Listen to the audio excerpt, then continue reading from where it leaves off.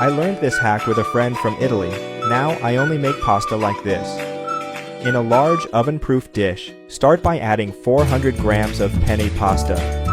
Then add 400 grams of tomato sauce, 400 grams of diced peeled tomatoes, 250 grams of grated mozzarella cheese, 100 grams of grated Parmesan cheese, half a red onion chopped into cubes, half a zucchini chopped into cubes, half a red pepper, and half a yellow pepper also chopped into cubes, 1 tablespoon of garlic paste, and a drizzle of olive oil.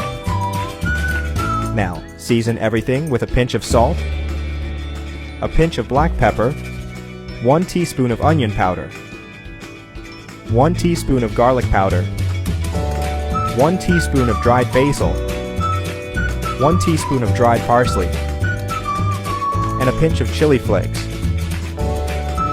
600 milliliters of water. Take this time to share this video and write in the comment section the name of the city from which you're watching it, and we'll make sure to leave a heart, especially for you. Oh, and thanks for sharing this video. Finally, add 8 tablespoons of cream cheese. Have you got That Recipe app? It's already available for download. With this app, you'll have access to all our recipes in the palm of your hands, and you'll get notified every time we upload a new recipe.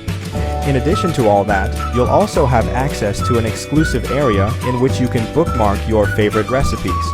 Go to the App Store or Play Store now, type That Recipe, and download it.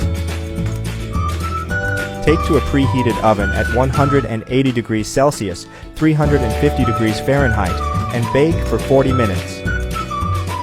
But keep an eye out, as this time may vary depending on the power of your oven.